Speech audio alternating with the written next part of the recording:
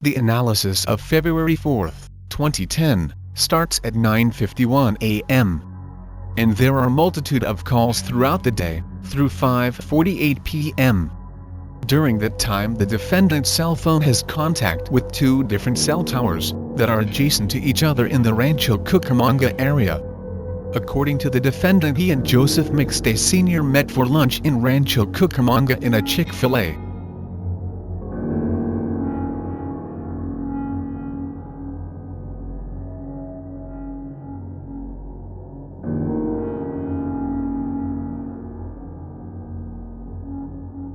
Between 9:51 and 5:48 there are 16 calls, where Chase Merritt called 949-295-7451.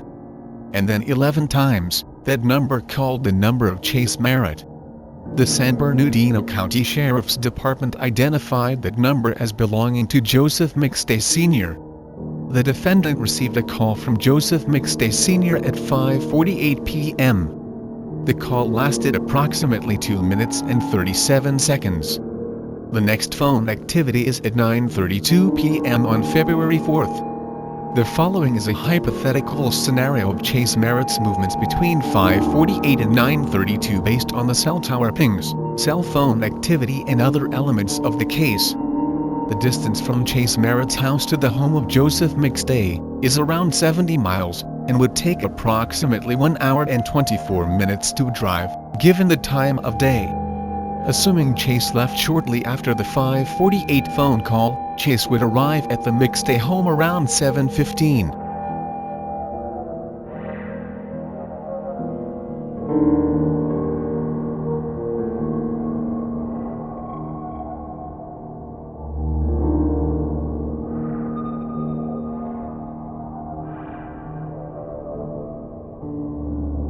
During this 3 hour and 44 minutes gap, the defendant received 6 calls that all went to voicemail. According to AT&T, 5 of the calls came from a number belonging to Catherine Jarvis, Merritt's girlfriend.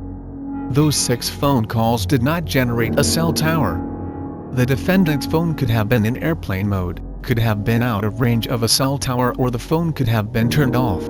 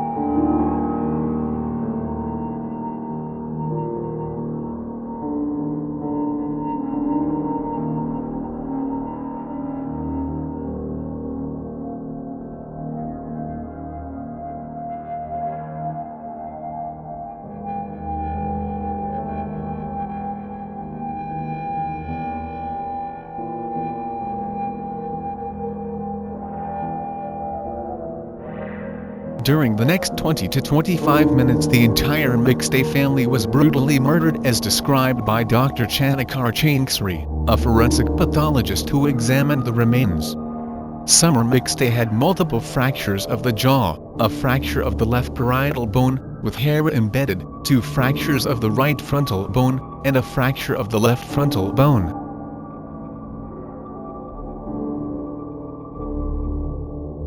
Johnny suffered 2 fractures of the left parietal bone, 4 fractures of the right parietal bone, the fracture to the middle, to the left frontal bone, and that fracture of the sagittal suture.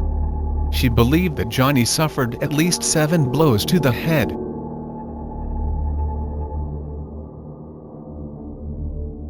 Joseph, Jr., because of the minimal amount of remains that they recovered, she wasn't able to determine a cause of death. But based on the breaks in the skull and the circumstances surrounding the recovery of all of the family's remains, she determined it to be a homicide.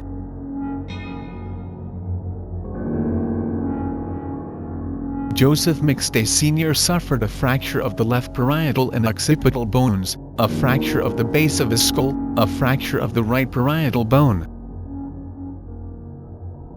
a fracture of the right tibia and the fracture of the anterior third rib. Joseph sustained at least 4 separate impacts to his skull.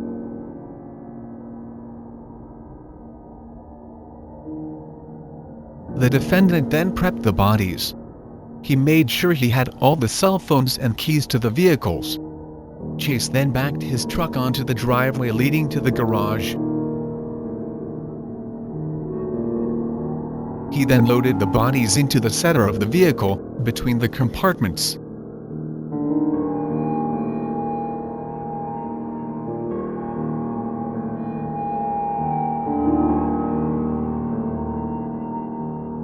At 7:47 the vehicle, along with the bodies, was moved down the street and parked. Video footage of a vehicle is captured pulling out of the driveway by a neighbor's surveillance camera. The placement of the muffler on this vehicle excluded the Isuzu Trooper as being the vehicle captured on the camera.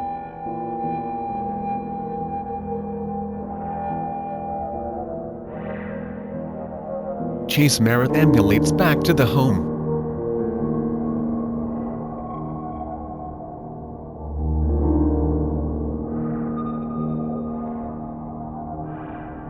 Chase accesses one of the business's QuickBooks accounts,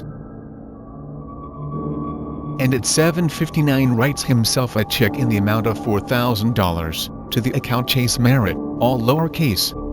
This is significant because it places Chase at the scene circumstantially. 3 days prior, on February 1st, a new vendor account was created for Chase Merritt, in lowercase, in one of the company's QuickBooks accounts. There was already an account for Chase Merritt with capital lettering. Chase had written himself unauthorized checks in the days leading up to February 4th to the all lowercase Chase Merritt account. Chase most likely wanted to make sure Joseph didn't remove this account after their lunch meeting that was likely about this very subject. Then at 8:05, Chase deleted this check and did not print it, according to QuickBook records. For the next 20 to 25 minutes Chase probably did some cleanup. Then at 8:28 p.m., just before leaving, Chase used Joseph's cell phone to call himself, to set up an alibi. Chase's phone was off so did not record the incoming call. Chase then turns off Joseph's cell phone and leaves the house, goes back to his truck, and heads back to the Rancho Cucamonga area.